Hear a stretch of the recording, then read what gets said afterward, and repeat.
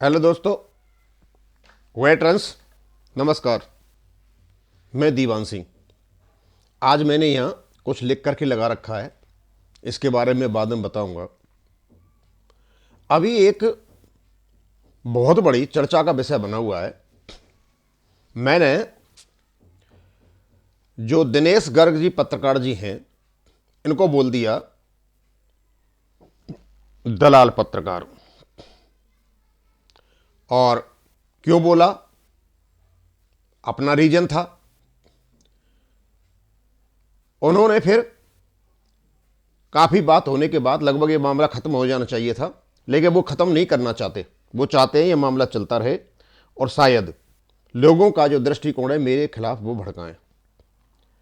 जब मैंने ये बोला था तो वीर सिंह साहब का ये इंटरव्यू ले रहे थे, और जब वीर सिंह साहब का इंटरव्यू ले रहे थे तो उस समय वीर सिंह जी एक्स सर्विसमैन को रिप्रेजेंट कर रहे थे।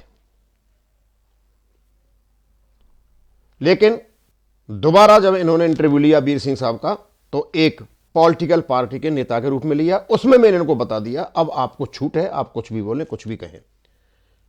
उसमें मैंने दलाल पत्रकार की जगह इनको दिनेश जी संबोधित कर दिया। वो शायद इन्होंने ये समझा कि मैं डर गया और इनको दिनेश जी बोला। दिनेश जी, हमेशा ही मैंने आपका सम्मान किया है, आपसे मैंने फ़ोन पर भी बातें की हैं, आपको मैंने हिदायत भी दी थी कि अच्छा नहीं है, अश्लीलता की भाषा मत बोलो, और उसी संदर्भ में मैंने वीडियो बनाया था। लेकिन आपको अच्छा लग रहा है तो खूब आप वीडियो बनाइए, मुझे कोई फ़र्क नहीं पड़ता। लेकिन अब मैं आपको बताना चाहता हूं कि मेरे पास एक परसों फ़ोन आया। वो कह रहे थे साहब आप ऐसे वीडियो मत बनाएं। फिर एक कल आया और वो कह रहे हैं मैं गुजरात से बोल रहा हूं। तो पहले तो उन्होंने बोला कि साहब ये लोग पता नहीं कैसे कैसे हैं और मोदी को पनौती कहते हैं, ये कहते हैं, मतलब मेरे अंदर उसने कोशिश की झांकने की। मैंने कहा भाई मुझे तो अच्छा नहीं लगता। वो धीरे धीरे निकल करके बाहर आ गए। मैं बोला भाई एक बात बताइए कि आप लड़ाई ओआरओपी की लड़ रहे हो या और कोई एजेंडा चला हुआ है? ओआरओपी की लड़ रहे हैं तो मैं आप ऐसा करो, मुझे ओआरओपी की विसंगति बता दो। शायद वो बचाने में असमर्थ थे। फिर कहने लगे, मैंने कहा भाई जब 2.81 की बातें कर रहे हो तो भारत सरकार क्या बात कर रहा है आपसे? वो कहते हैं नहीं सर 2.81 वाला पॉइंट सही है। मैं मिलिट्री में था तो ऑफिसर को 2.81 मिला था और मुझे 2.57 मिला था, जो बिल्कुल एकदम सरासर गलत है। मैंने उनको समझाने की कोशिश की, लेकिन वो समझे तब जब उनके नहीं थी। लेकिन फिर भी उन्होंने शालीनता से बात की, ऐसी कोई बातें नहीं थी। फिर मेरे पास आज सवेरे फोन आ गया और पंजाब के किसी एसोसिएशन के अध्यक्ष का। उन्होंने बोला दीवान सिंह जी आपके हम वीडियो देखते रहे हैं, अच्छे वीडियो आपके आते हैं, इनसे दूर रहो तो ज़्यादा बेटर है और आप इनसे दूर हो जाइए।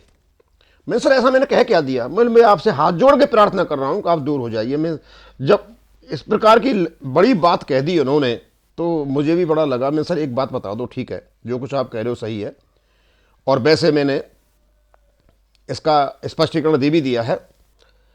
ये लड़ाई ओआरओपी की हो रही है का एजेंडा और कोई है? बोले चाहे कुछ भी हो आप इनसे दूर रहें, क्योंकि आप अलग प्रकार से आदमी हो और इस प्रकार के वहाँ ठीक नहीं है। मैंने उनको बताया कि मैंने ऑलरेडी दोबारा वीडियो बना करके मैंने उनको बता दिया है कि अब आप कुछ भी कहें। सूबेदार चौहान साहब हैं, वो एक राजनेता बन चुके हैं, पार्टी खड़ी कर ली है, वो जाने उनको काम जाने, गाली दें उखाड़ें किसको जो कुछ भी करें। और वैसे भी सूबेदार जो सत्येंद्र चौहान साहब हैं, मान प्रतिष्ठा तो इनको है नहीं, एक जगह छोड़ते हैं दूसरी जगह चले जाते हैं। भाई हम तो मान प्रतिष्ठा वाले आदमी हैं। लेकिन सवेरे और उनने कहा कि आप ऐसे एक वीडियो बना दो। मैंने वीडियो में ऑलरेडी बना चुका हूं। जब ये इंटरव्यू पहले ले रहे थे तो वो एक्सलेंस की हैसियत से दे रहे थे, कल जो इंटरव्यू दे रहे थे वो राजनेता की हैसियत से दे रहे थे। हमें कोई मतलब नहीं है, कोई कुछ भी कहो, ये कुछ भी करे चाहे कोई कुछ भी करे। लेकिन दिनेश गर्ग को बहुत इंटरेस्टेड है, मतलब उस चीज़ को हाईलाइट करने का। और हाईलाइट करते करते मैंने किसी से बात की, इनका एक खास आदमी था। मैंने सही है क्या, क्या प्रॉब्लम क्या है? तो उन्होंने एक ही शब्द बताया, वो दीवान सिंह की बात बताता हूं कि दिनेश गर्ग जी मोदी के कट्टर विरोधी हैं। अच्छा अच्छा, मैंने कहा इसलिए इनको प्रॉब्लम होती है, कोई मोदी के समर्थक होता है तो इसलिए प्रॉब्लम करते हैं। चलो इनकी बातें करते रहे। लेकिन उसके बाद ये लेकर के आए एक तुलनात्मक अध्ययन, एक मापदंड लेकर के आए। इन्होंने मेरा वीडियो दिखाया, अपना वीडियो दिखाया।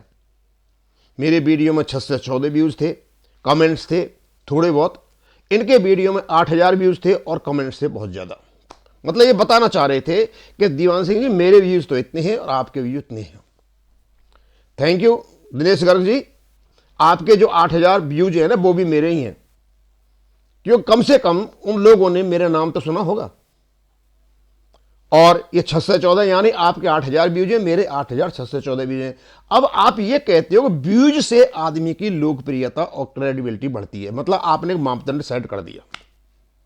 यानी मेरी इतनी लोकप्रियता नहीं है जितनी आपके, वो तो स्वाभाविक सी बात है, पत्रकार हो, मेरी भाई नहीं है। और मैं फालतू की बातें भी नहीं करता, मैं तो काम काम की बातें करता हूं।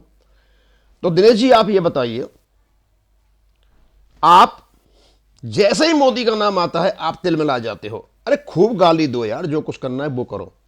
जो आप अपने शब्द वीर सिंह चौहान साहब के मुंह में डाल करके बुलवा रहे थे ना, उसका ऑब्जेक्शन था मुझे। और जो आप गाली देते हो रोज दो, मुझे कोई परेशानी नहीं है तुम्हारी गाली देने से, लेकिन आपने एक मापदंड रख दिया व्यूज का, यानी व्यूज के आधार पर लोकप्रियता होती है।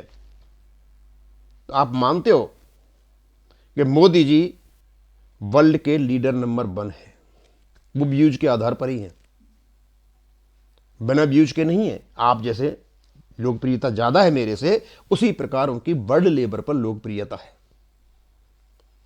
अब घुमा फिरा करके आप भी ये मानते हो कि हां वो लोकप्रिय नेता है। अब गाली दो, कुछ भी दो, जब आप उसके कट्टर दुश्मन हो तो कुछ भी करो। अब आप कहते हो कि भाई मैं क्यों उसका समर्थक हूं, कभी मुझे मोदी भक्त कहते हो, कोई बीजेपी भक्त कहते हो, कभी कुछ कहते हो, कोई कुछ कहता है, कोई कुछ कहता है। तो मैं आपको बताना चाहता हूं, बहुत अच्छे शब्दों में बता देना चाहता हूं, और मैं गैर एहसानमंद नहीं होना चाहता, अकृतज्ञ नहीं होना चाहता।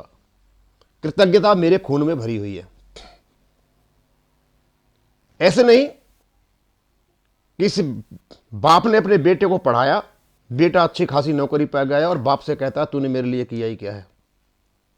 ये अकृतज्ञता कहलाती है। भाई हम अकृतज्ञ नहीं है। अब आप तो पत्रकार हो, आपको पता नहीं होगा, अब मैं बताता हूं, हम मोदी जी के भक्ति हो। हम 1992 में रिटायर हुए और आज जब हम पेंशन ले रहे हैं अच्छी सम्मानजनक, वो केवल मोदी जी की वजह से, ओआरओपी बन की वजह से ले रहे हैं। अब मैं आपको फॉर्मूला बता देता हूं। 1/1/2006 को मेरी पेंशन थी 5,260, और इस पर जो भी डीए होगा, जब पे कमीशन आया था काफी हंगामा हुआ। हंगामे के बाद 1/7/2009 को पेंशन हो गई 7,170, और यह चली कब तक, 2016 तक। 2014 में मोदी गवर्नमेंट आ गई थी। उसके बाद फिर पेंशन बढ़ी, कोर्ट के आदेश के अनुसार वो हुई 9,170 2016 में। और ये पेंशन भी जो 1/1/2006 को मिलनी चाहिए थी, यहां से हमें मिली कितनी, 5,260 मिली। फिर उसके बाद 3 साल के बाद 770 मिली, लेकिन मिलनी चाहिए थी 1/1/2006 से। उसको 1/1/2006 से 2016 में मोदी सरकार ने दिया था। इसका खर्चा भी लगभग 35,000 और 40,000 करोड़ के आसपास था। और यह खर्चा भी इन्होंने ओआरओपी में जुड़ा हुआ है। जो बताते हैं ना इतने 1,000 करोड़ खर्च कर दिए, इतने कर दिया, ये सारा जुड़ा हुआ है। ये यूपीए गवर्नमेंट को दे बनता था, जो हमारी पेंशन खा करके बैठ गए थे, और जिसके आप समर्थक हो, जिसकी आप चापलूसी करते हो। उसके बाद 1/7/2014 को मेरी पेंशन हो गई 10,840 ओआरओपी 1 में। यानी कहने का मतलब यह है 5,260 और 10,840 में लगभग दूना दून का फर्क है। यदि मैं इसको यह लगाता हूं कि 1/1/2006 में 5,260 थे, उस समय तो पेंशन उससे बनती कुछ नहीं थी। फिर थोड़ी बहुत बढ़ाई इन्होंने तो बनती थी मेरी 26,903। 9,170 से जो मुझे मोदी सरकार ने दी थी यह बनती 34,406, लेकिन मोदी सरकार ने ओआरओपी 1 में दी तो यह बनी हमारी 39,322। भाई इस पेंशन से मैं, मेरा परिवार, अपना पेट भरता है। यदि ओआरओपी 1 नहीं होती, यदि मोदी जी इस ओआरओपी 1 को नहीं देते, तो शायद हमारी पेंशन बहुत, और ये सब पर लागू होता है, और खास करके 2006 से पहले वालों पर तो होता ही होता है। हम अकृतज्ञ नहीं हो सकते हैं। इसलिए हम अब इस समय ओआरओपी 2 में मेरी पेंशन हो गई 24,950। भाई पेंशन तो मेरी कम हुई है, ये तुम्हारे आसपास जितने भी सिपाही से लेके हवलदार तक घूमते रहते हैं और ये बकवास करते रहते हैं, इनकी तो पेंशन कम नहीं, सबकी बढ़ी है। पेंशन तो जेसीओज की कम हुई है, या जो मेडिकल ग्राउंड पे जो लोग आ गए उनकी कम हुई है। और 24,950 से पेंशन बनती है 36,427। अब क्योंकि प्रोटेक्टेड है 39,322। अब शायद आपकी समझ में ये आ गया होगा कि भाई हम मोदी भक्त कौन है। हम वो OROP केबल और केबल मोदी जी ने दी है। वो अलग बात है कि OROP 2 में विसंगतियां हुई हैं। भारत सरकार को इसका संज्ञान लेना चाहिए था, नहीं लिया। इसके ज्ञापन भी गए हुए हैं, हम रक्षा मंत्री साहब से मिले हुए हैं, सारी बातें बताई हुई हैं।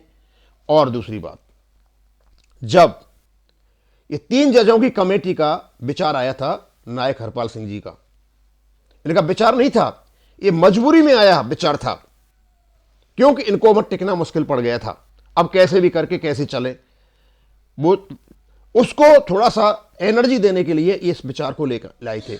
सबसे पहले मैंने इनके 3 जजों की कमेटी के विचार को समर्थन दिया था और आज भी समर्थन है, क्योंकि कम से कम इस कमेटी में हम अपनी बात तो कह पाएंगे, और अब भी है। और ये बता रहे थे कि रेल रोको, बहुत अच्छी बात है, आपने रेल रोका और भारत सरकार झुकती है, आपसे वार्ता होती है, वो भी आपका क्या नाम वेलकम स्टेप है। तो ये है दिनेश जी, आप मेरे कितने वीडियो दिखाओ, मैंने आपको बता दिया पहले ही, आप खूब गाली दो, क्योंकि आपका अंदर का जो बात है किसी ने मेरे को बता दिया है। और खूब वीर सिंह चौहान से दिलवाओ, क्योंकि अब वो राजनेता बन चुके हैं, वो एक्सलेंस का प्रतिनिधित्व नहीं करते। और रही इसकी बात कि जब 8,000 30 में से जब 8,000 आपके उसको देखते हैं ना, तो वो 0.26% शायद आपका वो आता है, ज़्यादा नहीं आता, बहुत लंबा चौड़ा 0.26% है 30 लाख का, हो सकता है उससे भी कम हो, इतना सा थोड़ा सा बैठता है। आपके 8,000 लोग ये सबका प्रतिनिधित्व करो। कौन लोग हैं ये लोग मेरे को पहले से ही गालियां देते रहे, ये कोई नई बात नहीं है, ये पहले उल्टे सीधे कमेंट करते रहे, और एक खास संगठन से संबंधित लोग हैं जो आपका समर्थन करते हैं। अब मैं इसको यहीं ख़त्म करूंगा। थैंक यू, धन्यवाद।